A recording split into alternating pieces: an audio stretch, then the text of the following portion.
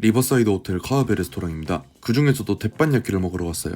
리버사이드 호텔은 신사역에서 걸어올 만한 거리에 있어요. 얼마 전에 기사로 트럼프와 아베가 미일 정상회담을 했던 곳에 셰프가 한국에 온다는 글을 봤어요. 트럼프 전 대통령이 스테이크를 좋아해서 굳이 골라서 대접한 것이라 하는데 홍보 기사나 카와베 레스토랑의 홈페이지에서 보면 오히려 이세에베를 더 강조했더라고요. 결이 다르다는 거죠. 여튼 식당에 왔습니다. 자리에 앉았습니다. 실내는 사람이 많아서 영상을 못 찍었는데 굉장히 화려하게 꾸몄습니다. 복층 구조나 이 레스토랑의 위치로 생각해보면 옛날에 클럽이었던 곳 같아요. 메뉴입니다. 인당 198,000원으로 절대 싸진 않습니다. 먼저 메뉴로 나올 이세에비를 보여주십니다. 사실 이세에비가 뭐지 했었는데 실물로 보니까 확실히 알겠네요. 크레이피쉬입니다. 다음으로 보여주시는 건 한우, 금태, 마늘, 전복, 아스파라거스, 오크라입니다. 본격적으로 식사를 시작하기 전에 저렇게 불판 위에서 전복을 괴롭히고 계십니다. 먼저 방어입니다. 토마토와 함께 전체 요리 스타일로 내주셨어요. 이 시즌에 먹는 방어는 당연히 맛있고요. 다만 전체적인 밸런스를 생각한다면 토마토 양을 줄여도 되지 않을까 생각하긴 했습니다. 나중에는 토마토만 먹게 되니까요. 전체 요리 먹고 있으면 전복은 소금 범벅이 되어버립니다. 암염찜으로 해주신다고 하네요. 저런 조리 방식은 실제로 처음 봐서 신기했습니다. 다음은 스프입니다. 밤스프였어요. 냄비를 철판 위에 얹어서 조리하셨는데 왜 굳이 저렇게 할까 생각했는데 다 뜻이 있겠죠?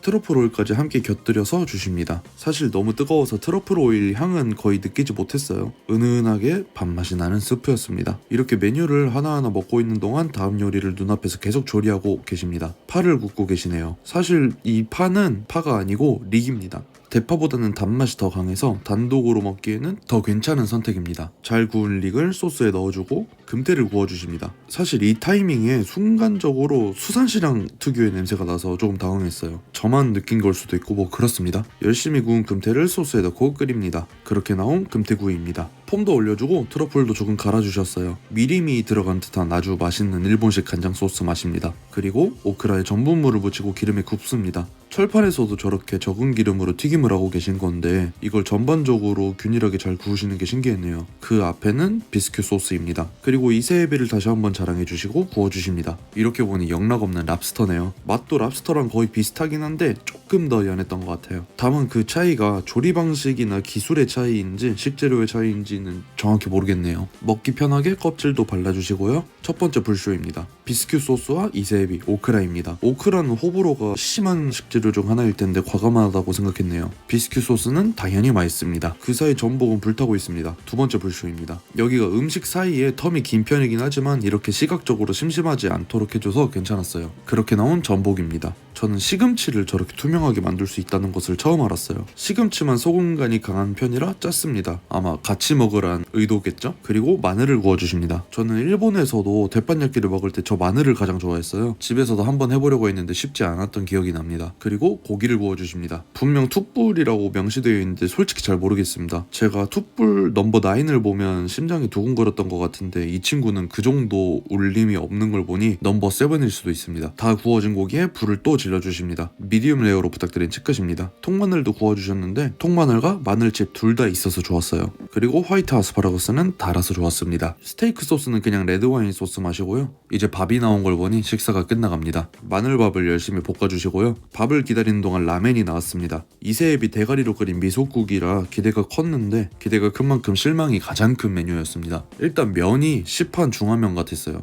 그리고 카레밥을 철판에 구워주십니다. 밥은 저 마늘밥이랑 카레밥 중에서 선택해서 먹어볼 수 있는데요. 저는 일행이 양보해줘서 둘 다 먹어볼 수 있었어요. 마늘밥이 더 맛있는 것 같긴 한데 둘이 동시에 먹으니 카레밥 간을 못 따라가는 느낌이 있긴 있네요. 이제 디저트입니다. 크레페를 해주십니다. 디저트까지 철판을 활용합니다. 이게 시간이 좀 오래 걸리긴 했는데 배가 막 고프진 않아서 구경하면서 기다릴만 했어요. 눈앞에서 만들어지는 과정도 볼 수 있으니까요. 그리고 오렌지 소스 같은 거에 담아서 주십니다. 이런 방식으로 먹는 거는 처음 먹어보는 건데 나쁘지 않았어요.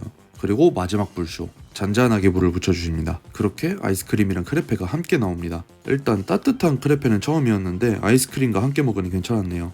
이런 식으로 따로 파는 곳이 있다면 종종 먹고 싶을 정도였어요. 요즘 파인다이닝에서 디저트를 먹으면 아이스크림이나 제철 과일 수준에서 끝나는데 이렇게 업장 특색을 살린 메뉴는 처음이라 좋았네요. 일단 재밌습니다.